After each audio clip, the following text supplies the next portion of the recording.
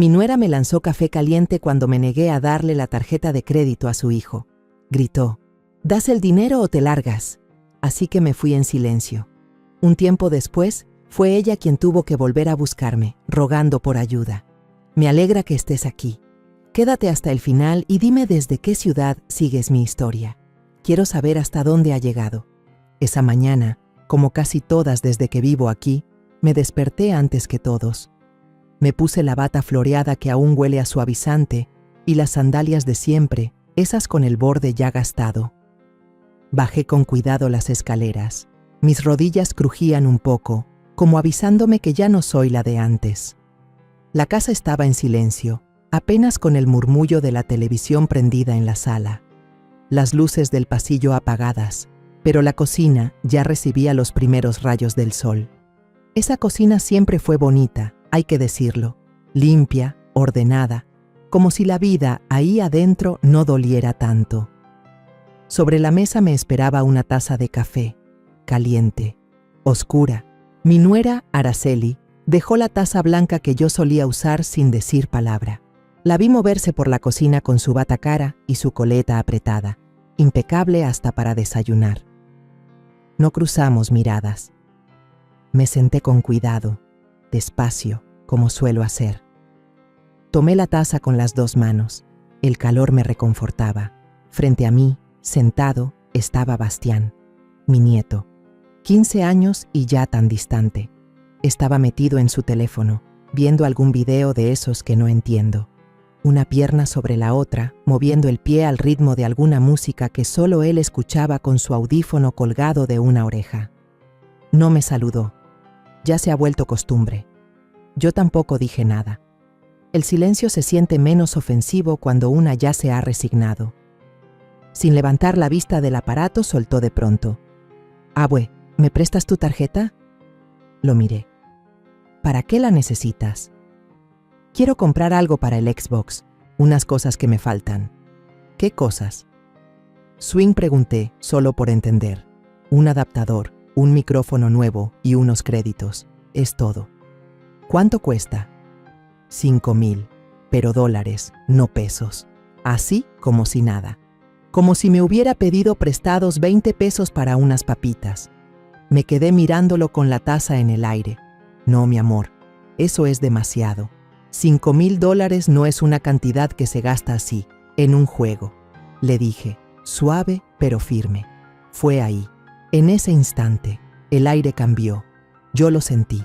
Como cuando uno se acerca a una puerta que va a cerrarse con fuerza. Araceli estaba de espaldas, en el fregadero. Se detuvo. Bajó la taza que tenía en la mano con un golpe seco. No fuerte, pero seco. De esos que no hacen ruido por accidente. No dijo nada. Solo se quedó quieta, dándonos la espalda. El silencio se volvió denso, incómodo, como si la casa entera contuviera la respiración. Yo me quedé inmóvil, con la taza aún a medio camino entre la mesa y mis labios. Bastián seguía viendo su teléfono. Y entonces, Araceli se dio la vuelta. Caminó hacia mí, con paso lento pero decidido. Yo aún pensaba que me iba a decir algo, que iba a discutir, reclamar. Pero no. Tomó la taza de mis manos, con una sola mano, y sin una palabra me la vació encima. El líquido me cayó directo en el pecho, me mojó la bata, la piel, el sostén. Sentí el ardor inmediato. Solté un grito bajo, como reflejo. Me paré de golpe. El café corrió por mi estómago, por mis muslos, caliente, sucio. La taza cayó al piso y se rompió en pedazos. El sonido del vidrio contra el piso retumbó en el silencio como un trueno pequeño. Me quedé de pie, sin saber qué hacer con las manos. Me temblaban. Miré a Araceli. Ella estaba ahí, frente a mí, con los brazos cruzados. No dijo perdón, no mostró una pizca de sorpresa o remordimiento. Nada. Solo estaba parada, recta, como si hubiera hecho lo más lógico del mundo. Entonces habló. «Si no vas a aportar nada, deberías pensar en irte de esta casa. Nosotros no somos una fundación. O das la tarjeta o te vas. Así de claro, mamá». Esa última palabra, mamá, dicha con esa frialdad, me caló más hondo que el café caliente. Miré a Bastián. el niño que vi nacer, el que corría a mis brazos cuando tenía fiebre. Él seguía sentado. Levantó la vista un segundo y luego volvió al celular. Ni una palabra, ni una reacción, como si no hubiera pasado nada. Sentí que la garganta se me cerraba, pero no lloré, no aún. Tomé un par de servilletas del centro de la mesa. Me limpié como pude, con manos torpes. El café ya se había enfriado en mi piel. Nadie se acercó, nadie dijo, ¿estás bien? Ni siquiera una mirada de esas que dicen, lo siento. Me di la vuelta, sin decir palabra. Caminé hacia mi cuarto. Cada paso me pesaba. La tela mojada se pegaba a mis piernas. El ardor persistía en el pecho. El corazón, sin embargo, dolía más. Cerré la puerta. Y entonces, sí, me dejé caer en la cama. No lloré con ruido, pero las lágrimas salieron solas. Por mi hijo Leandro, que ya no estaba. Por la mujer que me vació una taza de café encima sin temblarle la mano. Por el muchacho que alguna vez me llamó la mejor abuela del mundo y que hoy ni siquiera me defendió. Y por mí. Por haber creído que aún tenía un lugar en esa casa. Me senté con cuidado al borde de la cama. Me quité la bata aún húmeda y la dejé colgada del respaldo de la silla. La piel me ardía en el pecho y en la parte baja del estómago. Abrí el cajón del buró y saqué el pequeño frasco de pomada que me dieron para la operación de cadera. Lo destapé. Metí los dedos y me unté lentamente en las zonas donde el café me había quemado. No eran heridas profundas, pero dolían. Más que el cuerpo, lo que me dolía era el alma. Mientras me untaba la pomada, mi mente se fue atrás. A los meses después de la cirugía, cuando todo parecía más frágil pero todavía quedaba algo de esperanza. Leandro, mi hijo, fue el primero en llegar al hospital después de mi caída. Me agarró la mano con fuerza, como cuando era niño, y no quería soltarme al cruzar la calle. Mamá, ya no te preocupes por nada, me dijo. En cuanto me libere un poco del trabajo, te llevo a vivir con nosotros. Unas semanas, unos meses, lo que se necesite, pero no vas a estar sola. Me lo prometió con los ojos llenos de ternura, pero esa promesa nunca se cumplió. 3 semanas después, Leandro murió en un accidente de auto. Iba rumbo a un congreso en otro estado. La carretera estaba cubierta de neblina, y cuando el camión chocó contra un muro, la ambulancia tardó demasiado en llegar. Dicen que falleció en el trayecto al hospital. A mí me avisó Araceli, con la voz quebrada, pero sin lágrimas. Después del funeral, yo ya estaba lista para regresar a mi departamento. Pensaba irme sola, con mi bastón, y aguantar como pudiera. No tenía fuerzas para pelear con nadie. Pero justo cuando me despedía, Araceli me tomó del brazo. Le prometí a Leandro que iba a cuidar de usted, me dijo. No sería justo que volviera a vivir sola convaleciente. No ahora. Véngase con nosotros, aunque sea un tiempo. Yo no sabía qué pensar. Todavía tenía la herida fresca de la cirugía. Los analgésicos me hacían dormir de más, y el dolor por la pérdida de mi hijo me nublaba todo. Dije que sí, porque no me sentía con fuerza para otra cosa. Vendí mi departamento. Lo poco que tenía de valor lo empaqué en una maleta vieja y me fui con ellos. Pensé que sería temporal. Los primeros días, Araceli fue muy amable. Me preparó una habitación. Aquí va a ser su cuarto, mamá, dijo. Me ponía la medicina a las horas, me cocinaba avena por las mañanas, me acompañaba al doctor. Se lo tomaba muy en serio. Leandro estaría tranquilo si viera que estoy cumpliendo lo que le prometí, me decía seguido. Yo asentía. No hablaba mucho. Lloraba sola en las noches, en silencio, con la cara hundida en la almohada. Con el tiempo, las atenciones empezaron a cambiar. Ya no era tanto cariño como organización. Todo debía pasar por ella. Un día me dijo, «Mamá, para que sea más fácil cubrir lo del hospital y otras cosas, ¿por qué no juntamos nuestras cuentas? Así yo manejo los pagos y evitamos que se extravíen documentos. Yo ya tengo que ver por Bastián, por la escuela, por 1000 cosas». «Pero puedo con todo». Y yo, que no sabía ni cómo volver a caminar bien todavía, le dije que sí. «Deme su tarjeta, yo la guardo, para que no se pierda».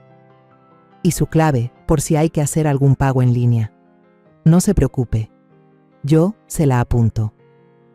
Al principio pensé que era por mi bien, que no quería que yo me estresara, pero poco a poco me fui dando cuenta de que estaba quedando apartada. Mis amigas llamaban para invitarme al club de lectura, pero Araceli les decía que yo estaba cansada. No me pasaba el teléfono. Mamá necesita descansar, no andar en cosas, decía. Dejé de recibir cartas, llamadas, ya no salía sola. No es bueno que se exponga. Cualquier cosa que necesite, yo se la traigo, decía ella. Una vez pregunté si podía volver a misa del domingo. Me dijo que no era conveniente, que había muchos virus, pero luego salía con Bastián al cine sin problema. Y yo, tonta, seguía creyendo que era por cuidarme. Un día llegaron varios paquetes a la casa. Ropa, zapatos, cosas electrónicas. No pregunté nada, pero noté que venían a mi nombre. Es que puse sus datos porque el sistema no acepta el mío, me explicó Araceli. Yo lo acepté, porque era la viuda de mi hijo, porque en el fondo creía que ella también sufría. Un día me atreví a preguntarle, ¿y mi clave del banco? No me la sé ya, por si necesito revisar algo. Ella sonrió. No se preocupe, ya cambié todo a mi nombre, como apoderada. Así es más simple, así evitamos errores. Lo dijo como si fuera algo lógico, inevitable. Y yo, otra vez, me tragué mis dudas. Me repetía que todo era por mi bien, que no tenía fuerzas para discutir, hasta que hoy esa taza de café hirviendo me lo dejó claro. Después de ponerme la pomada, abrí el cajón de la cómoda. Al fondo, entre unos pañuelos doblados, estaba el papelito donde había apuntado, hace años, el número de mi cuenta personal, la que tenía antes de irme a vivir con ellos. La desdoblé con cuidado. Mis manos temblaban, pero no de edad, sino de coraje. Leandro se fue muy pronto, pero yo no me voy a ir sin hacer nada. No voy a morir callada en la casa de quien solo me ve como un estorbo. No después de todo lo que he dado, no después de haber sido madre. Y ahora, casi nadie. Cerré la puerta con seguro apenas entré al cuarto. Me apoyé un momento contra ella, como si necesitara que algo la sostuviera, como si en ese marco de madera estuviera lo último que todavía me sostenía. Me quité la bata mojada de café con manos lentas, cansadas. La dejé caer al suelo sin intención de levantarla. Sentía el ardor tibio en la piel, pero lo que más quemaba no era la piel, sino el silencio que vino después. Me senté en la orilla de la cama y comencé a secarme con una toalla vieja. Escuché atentamente, esperando algo, cualquier cosa. ¿Una puerta abriéndose? ¿Unos pasos hacia mi cuarto?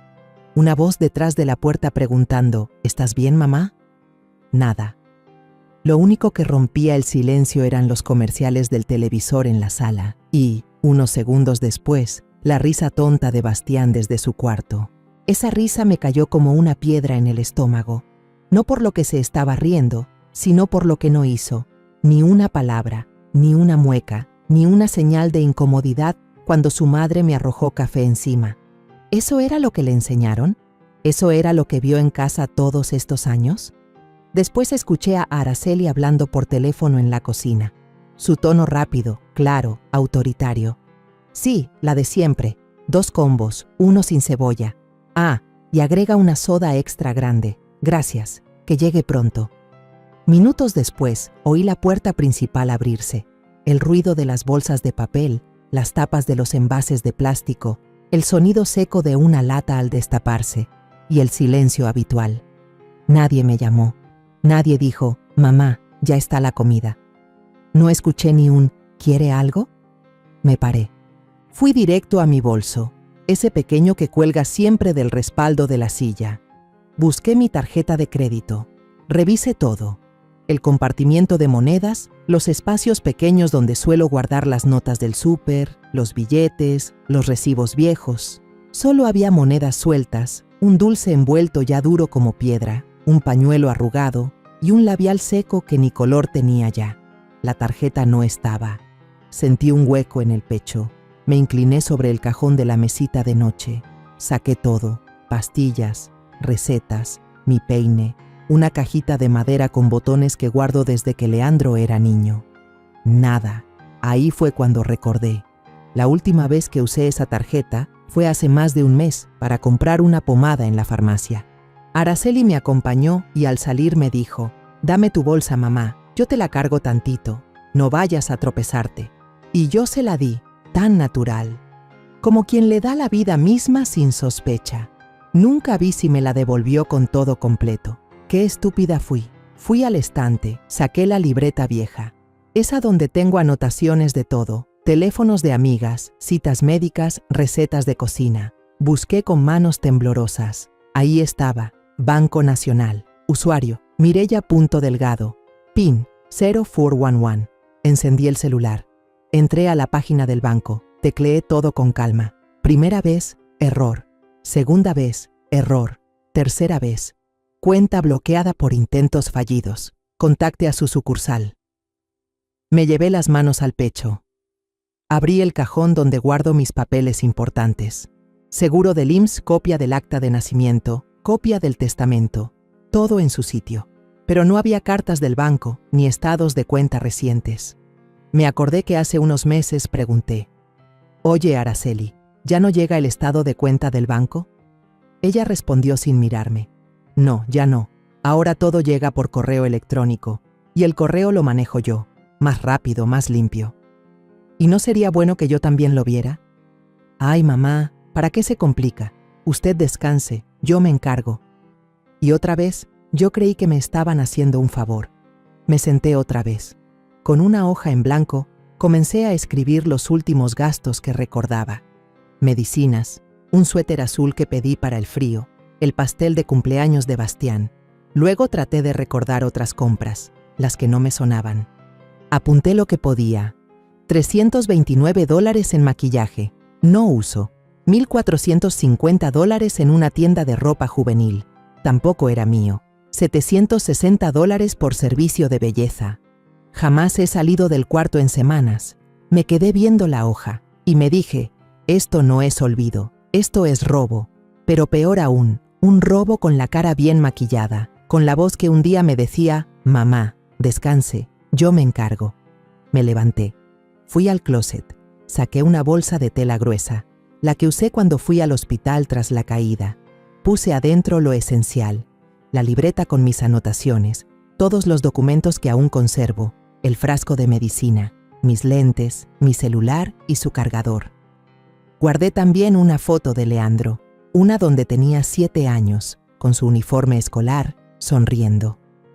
La doblé, la metí entre las páginas de la libreta, como si él pudiera guiarme desde ahí. No empaqué más, ni ropa, ni recuerdos, ni cosas que no fueran mías. Solo lo que necesitaba para no sentirme invisible. Me senté en la cama, abrí la libreta en la última hoja. Con letra firme, aunque temblorosa, escribí: «Mi vida no se va a terminar aquí». La cerré. La metí debajo de la almohada. Apagué la luz. Me acosté de lado, de cara a la pared. No lloré, pero tampoco dormí. Esa mañana me desperté antes de que saliera el sol. No porque tuviera algo que hacer, sino porque mi cuerpo ya no quería seguir acostado en esa cama. Dormir, después de lo de anoche, fue imposible. Cerré los ojos muchas veces, pero el pensamiento no dejaba de dar vueltas. A las 5:15 ya estaba de pie. En la casa reinaba ese silencio incómodo que tienen los lugares donde uno ya no se siente bienvenida. Me puse un suéter sobre la bata, bajé a la cocina sin encender la luz. Abrí el cajón, saqué un sobre de té.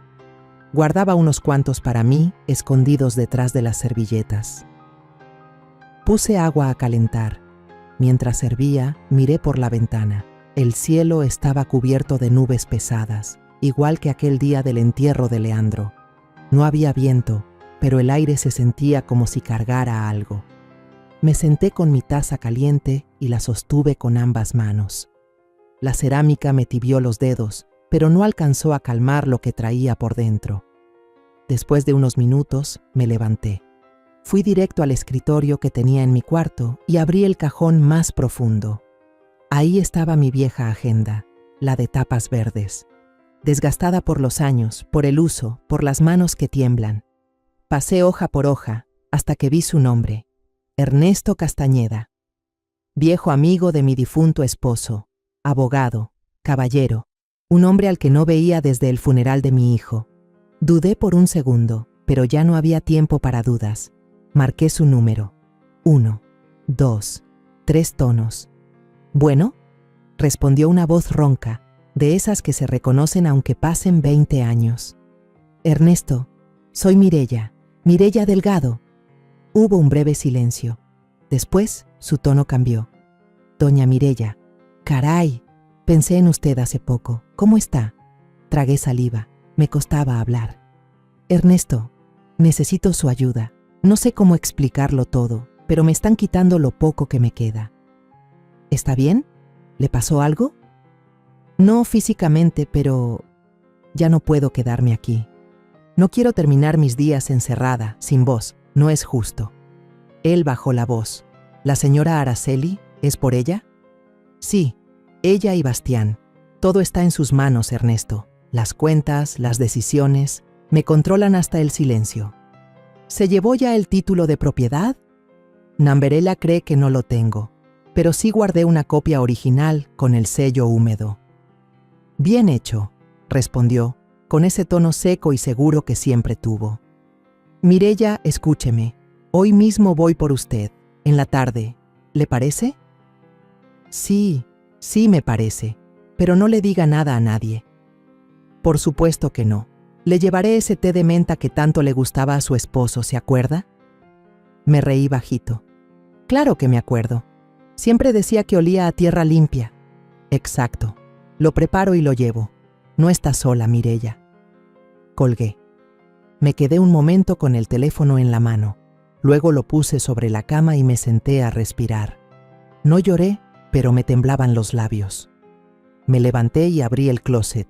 Saqué la maleta gris, la única que me quedaba. Empecé a empacar. Ropa interior limpia, un vestido sencillo, mis pantalones de algodón, una blusa abotonada, el abrigo que Leandro me compró en su último viaje, los zapatos cómodos. Guardé también la bufanda azul cielo que él me regaló una Navidad. Después fui al cajón de los documentos. Ahí estaba la copia del acta de nacimiento, la cartilla médica, el seguro del IMSS, la póliza vieja del seguro de vida y doblado en 3 partes el título de propiedad de la casa. No tenía ninguna firma que no fuera la mía. Araceli no sabía que aún lo conservaba. Metí todo en sobres y los puse en la maleta. Tomé el celular y el cargador, los lentes de leer, una libreta pequeña y un bolígrafo. También una fotografía de Leandro, en blanco y negro, de cuando era niño. La guardé entre las páginas de la libreta, como una manera de llevarlo conmigo. A mediodía, escuché a Araceli en la cocina. Bastián, apúrate. Vamos al súper. Lleva la lista. ¿Y si le pedimos todo por app? Respondió él. Number, quiero escoger la fruta yo misma. Se oyó el portazo. Me asomé por la ventana. El coche se fue por la pendiente. Esperé 5 minutos. Luego cerré la maleta. Apagué las luces. Tomé el bolso y bajé con paso firme. No miré atrás. Salí al porche. El aire olía a tierra húmeda. Frente a la casa, estacionado como un acto de fe, estaba el coche de Ernesto. Gris, viejo, pero firme. Él se bajó del auto. Me sonrió apenas, con esa dignidad que solo tienen los hombres que no necesitan palabras. ¿Lista?, preguntó, abriendo la cajuela. Más que nunca, le respondí. Puse mi maleta dentro. Subí al asiento del copiloto. Cerré la puerta. No tenía miedo, ni remordimiento. No era como cuando fui al entierro de Leandro, tampoco como aquella vez que regresé a casa con Araceli después del funeral. Esta vez no seguía a nadie. Esta vez yo misma había decidido el camino. Y por fin era libre. Ernesto no dijo nada cuando el coche empezó a avanzar. Yo tampoco. El silencio entre nosotros no era incómodo, era necesario. Miré por el espejo retrovisor una última vez. La casa se alejaba lenta pero firme. Las macetas colgantes del porche, las cortinas beige de la sala, el buzón de metal con la pintura despintada. Todo eso se hacía cada vez más pequeño, más lejano. No sentí tristeza, tampoco alivio inmediato. Lo que sentí fue realidad. Como si de pronto lo falso se hubiera roto. Ernesto puso el radio. Una estación de boleros viejos. El volumen era bajito, apenas un murmullo entre las ventanillas cerradas. Me ofreció una botella de agua sin decir palabra. La tomé y asentí. Él mantuvo la vista en el camino. Yo abracé mi bolsa contra el pecho, como si en ella cargara no mis cosas, sino mi historia. Pasamos por una carretera rodeada de árboles. Nada espectacular, pero limpio, ordenado. A lo lejos se veían algunas casas con techos rojos, pasto recién cortado. La luz del día era suave, ya no quedaban nubes. ¿Está muy lejos?, pregunté, más para romper el silencio que por verdadera duda. No mucho, unos 40 minutos. El tráfico es ligero los domingos. Volví a mirar por la ventana. Los anuncios se hacían menos frecuentes. El concreto se volvía tierra. Al cabo de un rato, Ernesto giró hacia un camino con árboles a los costados. Una cerca blanca nos dio la bienvenida. Detrás, un portón de madera clara con letras pequeñas de bronce. Los Jazmines, residencia rural para adultos mayores. Había hortensias en el jardín frontal, grandes, de color azul y rosado. Un par de bancas bajo un árbol enorme que más tarde supe que era un arce. Todo se sentía en calma, ni lujoso ni triste, como un lugar donde no pasaba nada urgente. Ernesto estacionó el coche. Se bajó y me ayudó a sacar la maleta del maletero. ¿Segura que quiere que me vaya después?, preguntó él, mirándome con respeto. Sí, esto lo necesito hacer yo sola. Gracias, Ernesto. Voy a esperar media hora aquí, por si se le ocurre otra cosa, me dijo. Yo asentí. Entré por la puerta principal. El recibidor olía a pan recién horneado, no a desinfectante, a pan. Como si alguien estuviera cocinando algo que no fuera institucional. Una joven con blusa de lino y credencial colgada en el cuello se me acercó. Tenía el cabello rizado recogido y una sonrisa que no me pareció forzada. Buenos días. ¿Usted es...? Mireya Delgado. Mucho gusto, señora Mireya. Soy Lila. Me avisaron que vendría. Pase por aquí, por favor. La seguí por un pasillo con cuadros de flores. Todo era blanco, pero no el blanco frío de hospital, sino un blanco con tonos crema, que no cansa la vista. ¿Está buscando una residencia permanente o algo más temporal?, me preguntó mientras caminábamos. Por ahora, solo quiero una habitación tranquila, un lugar donde pueda pensar. Claro que sí. Tenemos un par de estudios disponibles en la parte de atrás, más alejados del comedor principal. Son muy tranquilos. Llegamos a una puerta de madera clara. La abrió con su llave maestra. Era una habitación tipo estudio, pequeña pero acogedora. Tenía una ventana grande con cortinas blancas, una cocineta con estufa eléctrica, una cama con sábanas limpias y una silla junto a una mesita de madera clara. Todo ordenado, nada ostentoso. ¿Le parece bien esta? Sí, aquí está bien. Perfecto. Puede firmar aquí para su estadía provisional. Luego ya vemos si quiere quedarse más tiempo. Llené el formulario. En persona de contacto, escribí el nombre de Ernesto. No mencioné a Araceli. No dejé ningún número más. Me entregaron la llave. Volví al coche y recogí mi maleta. Ernesto seguía ahí, apoyado en el cofre. Me sonrió apenas. ¿Todo en orden? Sí, me quedo. Nos miramos unos segundos. No hubo abrazo, ni promesas, solo un apretón de manos. Le dejo el té de menta aquí, en su maleta, dijo. Luego subió a su coche y se fue. Entré a la habitación, abrí la maleta, guardé los documentos en el cajón del buró, coloqué mis medicamentos en orden, saqué la foto de Leandro, la puse en la repisa. No tenía marco, pero no lo necesitaba. Me asomé al balcón. Una brisa ligera movía las ramas del árbol cercano. Oí el canto de un ave que no supe reconocer. A lo lejos, desde el salón común, se colaban las notas de un piano. Alguien tocaba con suavidad. Al cabo de unos minutos, Lila tocó a la puerta. ¿Le traigo un té y unas galletas? Son de mantequilla. Las acaba de hornear la cocinera. Sí, por favor. respondí, sonriendo un poco por primera vez en días. Me senté en la silla del balcón.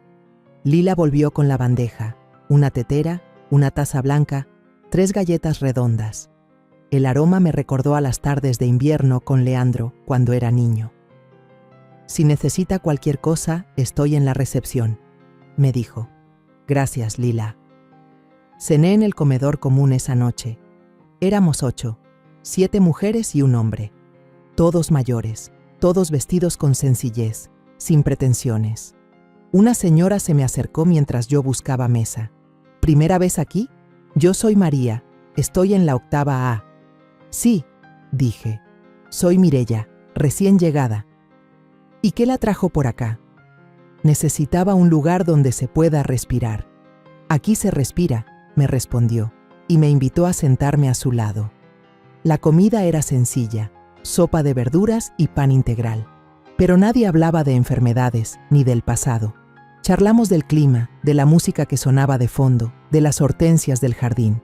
Al regresar a mi cuarto, cerré la puerta con llave. Me lavé los dientes, me puse la crema de las noches. Me metí a la cama. Coloqué el teléfono en modo avión. No quería notificaciones, ni llamadas, ni mamá, de nadie que no supiera usar la palabra. Apagué la luz. Dormí sin alarma. Dormí sin miedo. A la mañana siguiente, apenas clareaba cuando escuché que tocaban suavemente a la puerta de mi habitación. Me levanté sin prisa. Ya estaba despierta desde antes. Me puse el suéter encima del camisón. Me recogí el cabello como pude y abrí. Ahí estaba Ernesto, con su portafolio de cuero envejecido en una mano y una caja de cartón en la otra. Dentro asomaba un escáner viejo, de esos que hacen más ruido del que deberían. ¿Le molesta si empezamos temprano?, logró preguntar con esa voz seria suya, que nunca fue brusca. No, para nada. Pase, ya tengo café hecho. Se sentó en la mesa redonda junto al ventanal. El sol apenas entraba, filtrado entre las ramas del arce que cubría parte del jardín. Saqué 2 tazas, serví el café, dejé azúcar en la mesa y luego me senté frente a él con mi libreta de tapas rojas. La abrí por la mitad. Allí estaban, escritas con mi letra en tinta azul, las anotaciones que había hecho en los jazmines los últimos días. Fechas, cantidades, tiendas en línea, cargos duplicados, entregas que yo jamás autoricé. Unas tenían flechas, otras signos de interrogación. Mire, le dije, empujándole la libreta, todo esto no lo autoricé yo. Son cargos que empecé a anotar después de que Araceli empezó a manejar mis cuentas. Ernesto ajustó sus lentes y comenzó a leer en silencio. Aquí hay cargos por ropa, por comidas para llevar, por productos de belleza, murmuró, pasando los dedos por la página. ¿Estos se repiten? Algunos cada semana, y todos a mi nombre. Yo nunca vi un recibo, ni un paquete, ni una notificación. Él sacó un par de hojas de su carpeta. ¿Tiene copia de su testamento?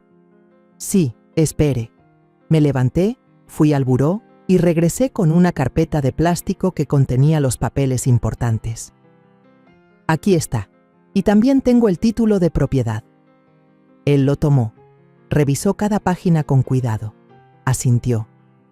Esto está bien, está a su nombre, no hay cambios registrados. ¿Y si ella ya empezó algún trámite? ¿Puede hacer algo con solo tener mi número de cuenta? No debería, pero si tuvo acceso a su banca electrónica, sí pudo mover cosas. ¿Usted le firmó un poder legal? No, respondí firme. Solo firmé una hoja en el hospital cuando me operaron de la cadera. Algo temporal, por si yo no despertaba. Ernesto dejó el documento sobre la mesa. Eso no basta para manejar su dinero, pero sí pudieron haber usado su información. Tenemos que bloquear todo ya.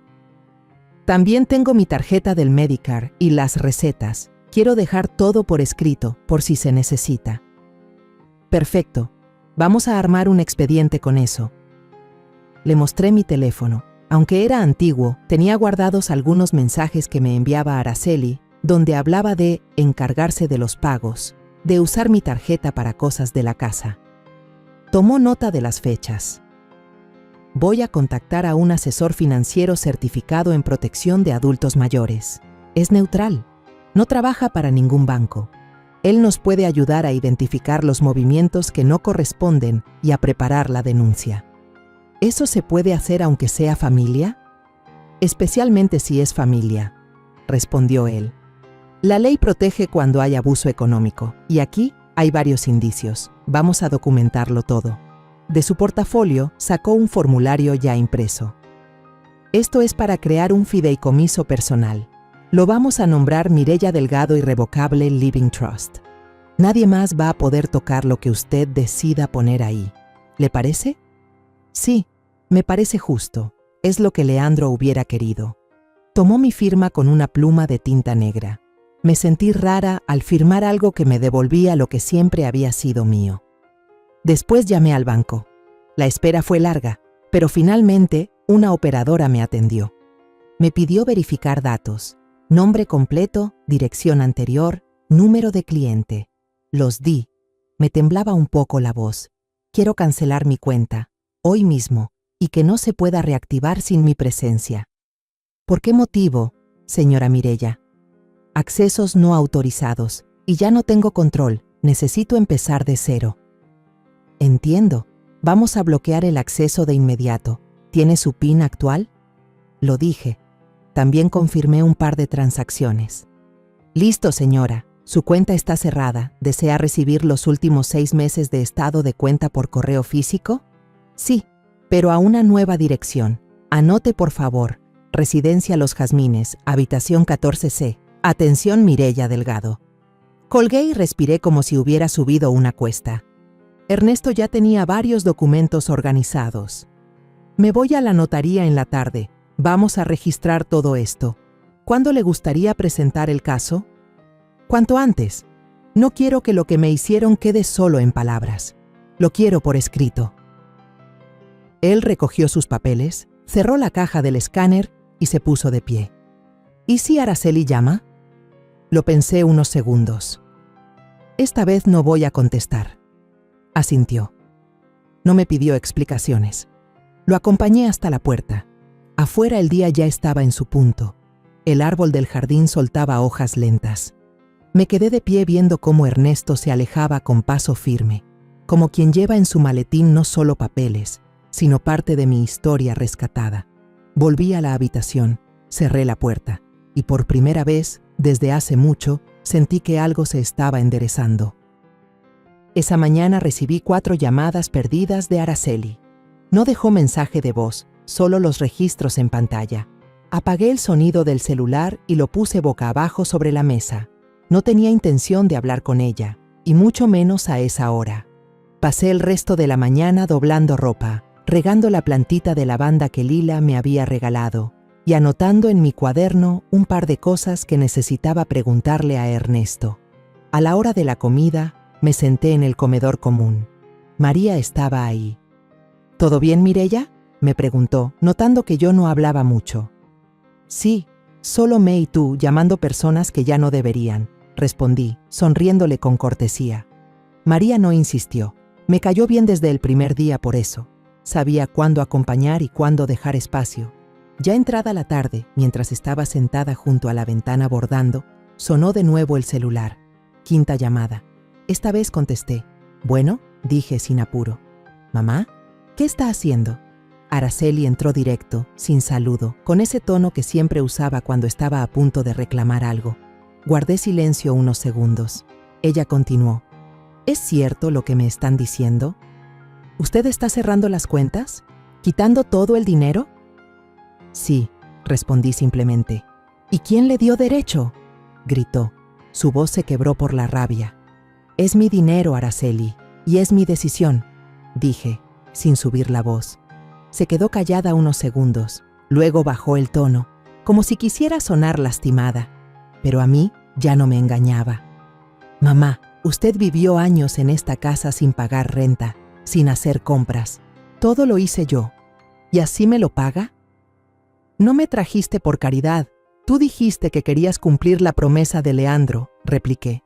Claro, y lo hice por él. Pero usted Usted no tiene idea del peso que nos dejó. No soy una carga, Araceli.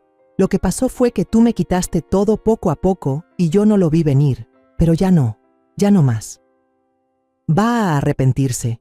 Usted está vieja, enferma, sola. ¿Quién la va a cuidar cuando no tenga a nadie? Me soltó, casi escupiéndolo. Prefiero estar sola que mal acompañada, le dije, y colgué. Me temblaban un poco las manos, así que fui por un vaso de agua. Me senté en el sillón pequeño y respiré hondo. No lloré. Esa parte de mí se había secado hacía tiempo. Unos minutos después, me sonó el teléfono de nuevo. Era Ernesto. ¿Araceli ya llamó?, preguntó apenas contesté. Sí, gritó, amenazó, lo de siempre. Me dijo que me iba a arrepentir. También me llamó. Quería saber si podía detener lo que estás haciendo. Le dije que no, dijo él con calma. ¿Quieres que prepare una advertencia legal? Todavía no. Que se canse sola. Mientras no cruce la línea, no vale la pena gastar más tinta, respondí. Está bien, pero guarda todo. Correos, llamadas, lo que sea. Ya lo estoy haciendo, le aseguré. Esa noche, revisé el correo electrónico y encontré una notificación del banco. Alguien había intentado ingresar a mi cuenta desde una IP registrada en mi antigua casa. El intento fue bloqueado. Inmediatamente reenvié el correo al asesor financiero y a Ernesto. A la mañana siguiente salí a caminar por los jardines. Saludé a la señora que siempre riega las bugambilias. Me detuve a mirar los peces en la fuente y luego me senté en una banca bajo el árbol grande del patio central. María pasó con una carpeta en mano. ¿Va a inscribirse al encuentro de viernes?, preguntó. Sí, quiero escuchar cómo toca la nieta de Rosa. Me dijeron que toca el violín como Los Ángeles. Entonces la anoto, me dijo con una sonrisa. Era la primera vez desde que llegué que me apuntaba a una actividad. Después de comer, me llamaron a recepción para entregarme un paquete del banco. Era el estado de cuenta de los últimos 6 meses. Me senté en mi cuarto, lo abrí con cuidado y empecé a revisar.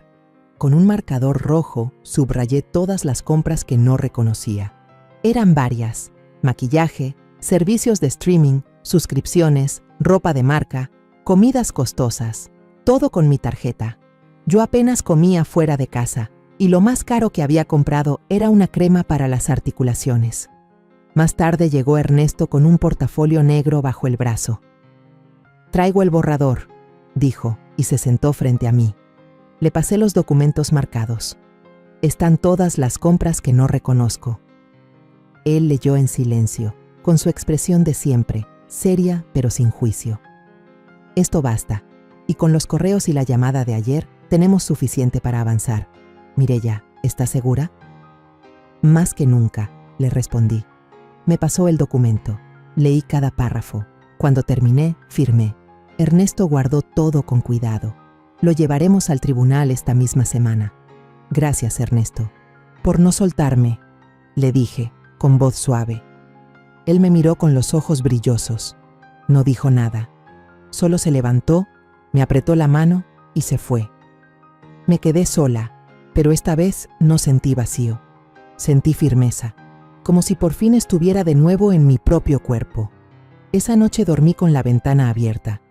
El aire olía a madera y a libertad. A la mañana siguiente, estaba sentada en la sala común, leyendo un libro prestado de la pequeña biblioteca de los jazmines, cuando Lila, la recepcionista, se acercó con paso rápido y voz baja. Doña Mireya, disculpe la molestia, pero hay una mujer en la recepción. Dice llamarse Araceli. ¿Qué es su nuera? Sentí un frío seco por dentro. Cerré el libro sin mirar la página. Me levanté despacio. ¿Está sola?, pregunté. Number, hay un joven con ella. Debe ser su nieto. No la dejen pasar, dije sin pensar. ¿Puedo verla desde la galería de arriba? Lila asintió con suavidad. Caminé con paso firme hacia el corredor del segundo piso. Me paré detrás del ventanal que da al vestíbulo. Allí estaba Araceli, de pie frente al mostrador, con los brazos cruzados, moviendo el pie como si se le acabara la paciencia. Vestía pantalón ajustado, lentes oscuros sobre la cabeza y esa chaqueta de cuero rojo que usaba cuando quería llamar la atención. Bastián estaba detrás, como siempre con la mirada clavada en su celular. Ni parecía notar dónde estaba. Desde donde estaba, podía escuchar a medias la conversación. «Soy su familia. No necesito permiso para verla», dijo Araceli, alzando la voz. Lila, serena como un lago sin viento, respondió: «Las reglas del centro indican que toda visita debe contar con el consentimiento expreso de la residente. Pero si soy su nuera, vivió conmigo más de 2 años. Le cambié las gasas, le di de comer, la llevé a todas sus citas médicas. ¿Eso no cuenta de nada?». Lila no respondió de inmediato. Yo vi que bajó los ojos al libro de registro. Araceli entonces giró la cabeza, como buscando a alguien que la apoyara. «Mamá», gritó de pronto. Su voz rebotó contra los ventanales. «Baja a hablar conmigo, por favor». Me quedé quieta, ni un paso al frente, ni un gesto. Solo miré. Bastián alzó la vista. Me vio. Nuestros ojos se encontraron. No dijo nada. No hizo ademán alguno. Solo me miró como si yo fuera un vidrio más en ese edificio. Como si no lo hubieran criado para saber que una abuela no se trata así. Araceli siguió con su intento. «Mamá, esto no tiene sentido. Nos estás dejando solos en todo. ¿Qué clase de persona hace eso?». Y al voltear de nuevo al mostrador, agregó: «Yo la cuidé cuando nadie más quiso hacerlo. Le prometí a Leandro que lo haría». Me apreté la bufanda al cuello. Sentí cómo las lágrimas me presionaban la garganta, pero no salieron. No por ella, no esta vez. Un guardia de seguridad se acercó, habló bajo con Lila y luego se dirigió a Araceli. «Señora, si no hay autorización, no puede permanecer más tiempo aquí. Tendrá que retirarse». Ella se puso roja de rabia. «Esto es un asilo, no una cárcel. No pueden mantenerla encerrada». «Nadie está encerrado, señora», respondió el guardia. «La señora Delgado está aquí por decisión propia». Bastián, al ver que la escena no avanzaba, tiró de la manga de su madre. «Vámonos, ma», dijo, sin emociones. «Ya no quiere vernos. Punto». Araceli lo fulminó con la mirada, pero él ya caminaba hacia la puerta. Ella dudó unos segundos. Luego, sin mirar atrás, lo siguió. Cuando salieron del vestíbulo y desaparecieron tras la puerta de vidrio, yo di media vuelta y regresé a mi habitación. Cerré la puerta y me recosté en el sillón. María, desde el otro extremo de la sala común, se me acercó. «¿Todo bien, Mireia?». Asentí con una pequeña sonrisa. «Sí, solo necesitaba confirmar que hice lo correcto». Esa tarde me dirigí a la oficina administrativa. Pedí hablar con la directora. «Quisiera formalizar mi estancia como residente permanente», le dije. «Solicito una habitación en el ala con vista al estanque. También, por favor, incluyan en mi archivo una instrucción clara. Ninguna visita sin notificación escrita con 48 horas de anticipación. Ninguna». La directora me miró con respeto. «Claro que sí, señora Delgado. Le prepararemos todo para mañana mismo». Al regresar a mi cuarto, tomé el folder donde guardaba todos los documentos legales. Lo puse en el pequeño cofre de seguridad que había comprado el día anterior. Junto a ellos, coloqué una foto de Leandro, la única que me había llevado. Él, de niño, corriendo por la playa con los pies llenos de arena y la cara llena de risa. Cerré el cofre. Metí la llave bajo el tapete de la mesa de noche. Respiré hondo. Esa noche dormí de un tirón. Dormí sabiendo que, por fin, la puerta no se abrió. Y no por miedo, sino porque así lo decidí yo. El lunes por la mañana, cuando bajé a revisar el buzón común en Los Jazmines, encontré un sobre color crema entre la publicidad y los estados de cuenta de siempre. El remitente estaba escrito a mano, con letra ladeada y un poco apretada. Araceli Vargas. Lo miré un buen rato, parada ahí mismo en el pasillo, sin abrirlo. Lo guardé en el bolsillo de mi suéter y subí a mi cuarto. Lo dejé sobre la mesa del escritorio, junto a la lámpara. No tenía prisa. Fui a servirme un café y me senté en el balcón a ver cómo el sol le caía a las macetas. No fue hasta después de comer que decidí abrirlo. El papel tenía un borde con florecitas lilas, como esos que venden en papelerías de barrio. Estaba doblado con cuidado. Comenzaba con un simple «mamá», como si nada hubiera pasado. Los primeros renglones hablaban de recuerdos. Mencionaba la vez que cocinamos juntas tamales para la escuela de Bastián, o cuando pintamos el árbol de Navidad entre las 3. Luego, sin transición, venía una disculpa. Perdón por haber alzado la voz. A veces me gana el estrés y no sé cómo manejarlo. Tú sabes cómo me pongo. Así como si decir me estresé fuera suficiente para olvidar todo lo demás. Después, el tono cambiaba. Empezaba a hablar de las dificultades que estaban pasando. Nos retrasamos con el pago del coche, escribió, y Bastián no califica para un crédito aún. Luego venía la petición, escrita sin rodeos. ¿Nos podrías ayudar solo esta vez más? Dentro del sobre venía una copia arrugada de un cheque por $3,500. Estaba a nombre de Araceli Vargas y firmado supuestamente por mí, Mireya Delgado. La firma era una imitación burda. La I de mi nombre no bajaba igual, y la G de Delgado parecía escrita por un niño. El cheque estaba doblado en 4, con el borde ligeramente roto. No dije nada. Me levanté despacio. Fui por el celular. Tomé una foto clara del cheque y se la mandé a Ernesto. Le puse, «Esto acaba de llegar». Me llamó enseguida. «¿Estás bien?», preguntó. «Sí, tranquila», respondí. «Pero esto ya no es solo presión emocional, esto es falsificación. Necesito que vayas a recepción y les pidas que escaneen el documento. También que firmen un acuse de recepción con fecha y hora», dijo, directo como siempre. «Ya mismo», le contesté. Fui hasta la oficina administrativa de los Jazmines. Lila, la encargada, me recibió con una sonrisa. «¿Algo serio?», preguntó al ver el papel en mi mano. «Un cheque con mi firma que yo no firmé». Ella no dijo nada. Me acompañó al escáner y luego llenó un pequeño formulario de reporte de documento entregado. Me dio una copia con su firma y la del testigo. Le agradecí y volví a mi cuarto. Ya en la tarde me senté con calma frente al cheque. Lo tomé, lo doblé una vez más y con una tijera lo corté en 4 partes. Luego lo metí en una bolsita con cierre y lo guardé en la carpeta de pruebas. No contesté la carta, ni un mensaje, ni una llamada. Esa noche, Ernesto llegó con otro expediente bajo el brazo. «Aquí está el escrito adicional», me dijo mientras se sentaba.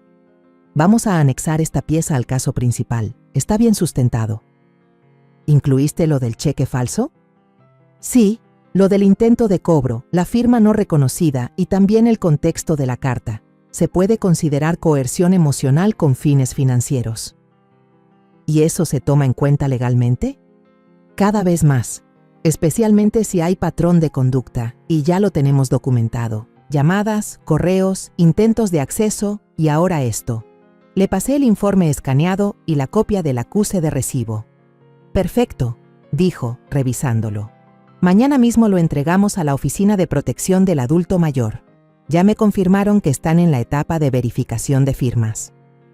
¿Eso qué significa? Que un perito en grafoscopía va a revisar si es tu firma. Pero con lo que vimos no hay duda. «Ne», dije. «Yo firmo con letra cursiva. Siempre he hecho esa G como un lazo. Eso no es mío». Ernesto me miró un segundo. «Mireya, estás haciendo lo correcto. Sé que no es fácil, pero esto puede evitar que otras personas pasen por lo mismo. No lo hago por justicia social, Ernesto. Lo hago porque me cansé de ser la señora que nadie escucha». «Y ahora te están escuchando», me dijo con una media sonrisa. Nos quedamos unos minutos más revisando detalles. Cuando se fue, cerré la carpeta y me serví una infusión. Afuera, el viento movía las ramas de los árboles y desde la sala común se escuchaba un bolero suave. Tomé la carta, la volví a leer por última vez y luego la metí entre las páginas de mi cuaderno, no para guardarla como recuerdo, sino como prueba. No necesitaba escribir nada de vuelta, ya todo estaba dicho. Pasaron 3 días desde la última carta. Me sentía más tranquila, incluso dormí mejor. Esa mañana estaba en la biblioteca del 2º piso, hojeando una novela de Ángeles Mastretta, cuando sonó el teléfono de recepción. Lila me habló con voz seria. «Señora Mireya, tiene visita». Una señora y un joven. Dicen llamarse Araceli y Bastián. El estómago se me cerró al escuchar esos nombres juntos. No bajé. Dígales que no puedo recibirlos y que cualquier asunto debe ser por escrito, respondí. ¿Está segura? El muchacho se ve incómodo. Más incómoda estuve yo durante años. Gracias, Lila. Caminé hacia el pasillo central. Me asomé con cautela desde el descansillo del segundo piso. Ellos estaban ahí, en el vestíbulo. Araceli hablaba con el guardia, mostrando algo en su celular. Supongo que mensajes. Él miraba, negaba con la cabeza, y luego señalaba la lista de visitas aprobadas. Araceli alzó la voz, pero no lo suficiente como para que la oyera claramente. Bastián estaba al lado, mirando hacia el suelo, con las manos en los bolsillos. Ella levantó la vista, buscando entre los pisos. Me agaché un poco y me retiré hacia la pared. No me moví hasta que vi, desde la rendija de la cortina, que salían del edificio. No se despidieron de nadie. A la hora de la comida, mientras terminaba mi sopa de fideos, me sonó el celular. Era del banco. Señora Delgado, la llamamos para confirmar que esta mañana se intentó cobrar un cheque a su nombre por $3.500 en una sucursal de Avenida Reforma. Fue rechazado automáticamente por el sistema de alertas y se activó el protocolo de revisión. ¿Puedo saber si tienen copia del documento? Sí, está escaneado y guardado en su expediente digital. También hemos iniciado una revisión interna. ¿Desea levantar un reporte oficial? Sí, lo más completo posible. Y envíen copia a la dirección del abogado Ernesto Castañeda. Él está manejando mi caso. Entendido, señora. Le agradecemos su tiempo. Esa tarde, Ernesto llegó con un hombre joven de lentes gruesos. Se presentó como investigador financiero de la Unidad Especializada del Estado. Me pidió permiso para grabar la conversación. Acepté. Se sentaron conmigo en la mesita del comedor del apartamento. Señora Mireya, dijo el joven, necesitamos su testimonio completo sobre este cheque y los demás movimientos sospechosos. ¿Puede confirmar que no firmó ese documento? No lo firmé y no autoricé a nadie para hacerlo. Ni a ella ni a nadie, respondí, apuntando a la carpeta que contenía las cartas y documentos anteriores. ¿Tiene otras pruebas? Abrí la carpeta. Le mostré las copias de los correos, la carta original de Araceli, los extractos bancarios y el registro del intento de ingreso no autorizado. También le entregué la bitácora de gastos que había ido escribiendo. El joven asentía y tomaba notas rápidas. ¿Puedo revisar sus correos electrónicos? Component Placement preguntó con respeto. Sí, aquí está el dispositivo. La contraseña está apuntada en esta hoja. Ernesto permanecía callado, pero atento. Solo intervenía cuando veía que algo debía aclararse. ¿Se siente amenazada? Zrenia preguntó el investigador. No físicamente, pero sí emocionalmente. He vivido años bajo el control de una persona que decía cuidarme mientras me iba quitando todo, respondí. Terminamos la declaración poco después de las 6. El joven se despidió con un apretón de manos. Gracias por confiar, señora. Esto va en camino. 2 días más tarde, recibí una notificación oficial. La Fiscalía Estatal de Delitos Financieros había aceptado el expediente para iniciar revisión formal. Araceli estaba bajo proceso de evaluación para posible imputación penal por uso indebido de firma y coacción económica. Y, para mi sorpresa, el nombre de Bastián también aparecía en calidad de intermediario de fondos en varios depósitos registrados a su cuenta juvenil. Me quedé mirando ese documento largo rato. No por rencor, por alivio. Por fin, las cosas empezaban a tener nombre, a tomar forma legal, no solo emocional. Esa noche me senté en el balcón con mi cuaderno.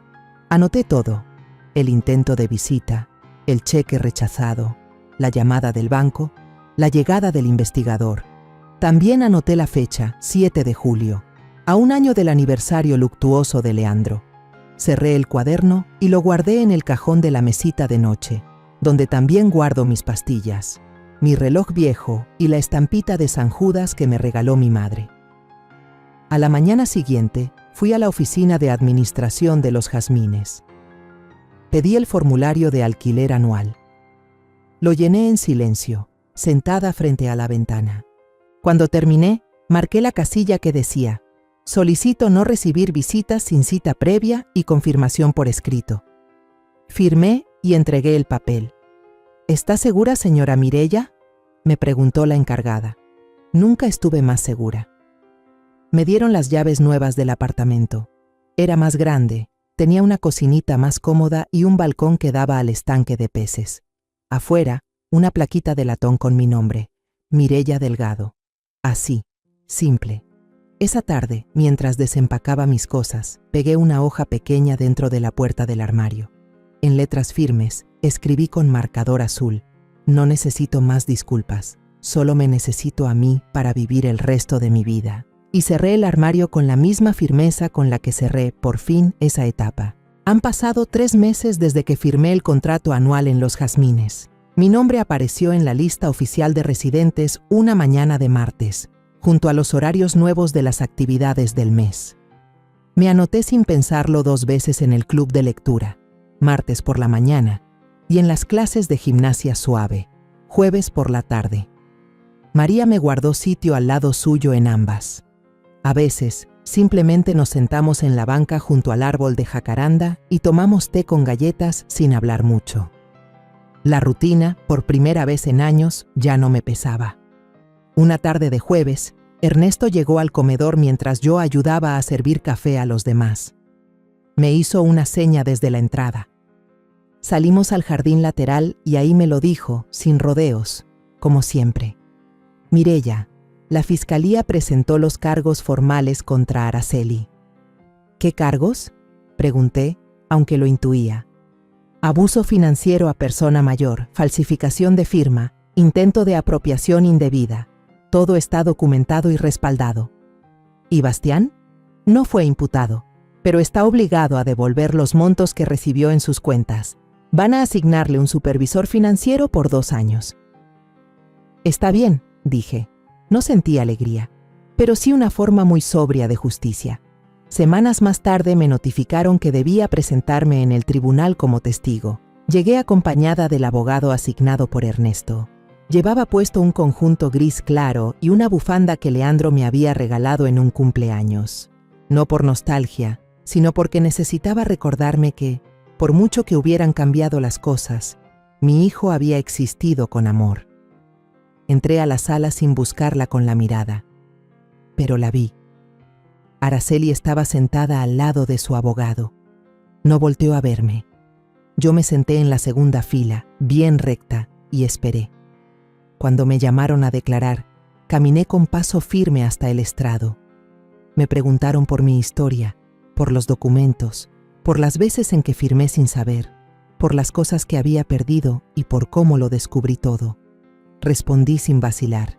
Ni una lágrima, ni un temblor, solo la voz clara, porque cuando la verdad está entera, no necesita adornos. El juicio duró 3 días. La sentencia llegó un viernes por la mañana. Araceli recibió 3 años de libertad condicional, una multa y la obligación de devolver más de $42,000. La jueza también dictó una orden de alejamiento permanente. No podrá acercarse a mí sin autorización escrita del tribunal. Bastián cambió de escuela. Semanas después, me llegó una carta del colegio anterior. Pedían disculpas por haber incluido mi nombre como responsable financiera en documentos sin mi autorización. Les respondí con una copia de la sentencia y una carta exigiendo que se eliminara mi información de sus archivos para siempre. Un mes después, llegó otra carta, esta vez escrita a mano, con letra adolescente. Era de Bastián. Abuela, lamento haberla tratado así. No tengo excusa. Solo quería decirle eso. Nada más. Ninguna petición, ningún intento de reconciliación forzada. Guardé la carta en un sobre. La metí en la caja de papeles importantes. No la rompí, pero tampoco respondí. No necesitaba cerrar nada. Ya estaba cerrado. Los días en Los Jazmines siguieron su curso. Me ofrecieron ser coordinadora de actividades de fin de semana. Acepté. Ayudaba a los nuevos residentes a orientarse con los trámites y de vez en cuando daba charlas de primeros auxilios en el salón grande. Me mantenía ocupada, pero no agobiada. Sentía que, por fin, tenía las riendas de mi tiempo. Un domingo por la mañana me dio por ordenar la parte alta del armario. Ahí estaba la caja de Leandro. La abrí con cuidado. Entre sus cosas encontré el cuaderno donde, meses atrás, había anotado cada momento en que sentí que me estaban controlando, cada gasto que no entendía, cada silencio que dolía. Lo hojeé con calma, reconociendo mi propia letra, mis dudas de entonces. Arranqué cada hoja, las organicé con un clip y se las di a Ernesto. Le dije que las guardara, que podrían servirle a otra mujer, en otro caso, en otro tiempo. Porque eso es lo que hacen los documentos, hablan por quienes ya no pueden explicar tanto. Esa noche salí al jardín de atrás. El estanque reflejaba la luna. El aire era fresco, limpio. Me senté sola en una banca. No hacía frío, pero me abracé los hombros. No por miedo, sino por recogimiento. De la sala común llegaban las notas suaves de un piano. Alguien tocaba Clair de Lune. Sonreí. Apoyé una mano sobre el pecho. Respiré hondo. No era tristeza, era paz. Después de todo lo que pasó, al fin puedo decir con confianza que soy Mireia Delgado, madre, abuela, una mujer que fue apartada de su propia vida por una amabilidad falsa y promesas que nunca se cumplieron. Pero me levanté, recuperé mi nombre. Entendí que, a veces, la crueldad no se manifiesta en una bofetada ni en un grito, sino en el silencio, en que te llamen mamá mientras vacían tu cuenta bancaria, mientras te quitan los días de tu vida. No cierres los ojos solo porque son de tu sangre. Escucha tu intuición, guarda los papeles, guarda las voces. Contamos esta historia basada en hechos reales. Los nombres y lugares han sido cambiados para proteger la identidad de la persona involucrada. Es la historia de una madre que sacrificó toda su vida por sus hijos y nietos, y al final fue despreciada, utilizada y abandonada. Pero cuando ya no le quedaba nada que perder, se levantó, y esta vez vivió para ella misma. No la contamos para juzgar, sino para que quien escuche se detenga a pensar. ¿Cuántas madres están sufriendo en silencio dentro de su propio hogar? Ahora, tengo curiosidad por ti, que estás escuchando mi historia. ¿Qué harías si estuvieras en mi lugar? ¿Te ha tocado vivir algo parecido? Déjamelo en los comentarios. Mientras tanto, te dejo en la pantalla final otras 2 historias que son favoritas del canal y que sin duda te van a sorprender. Gracias por quedarte hasta aquí.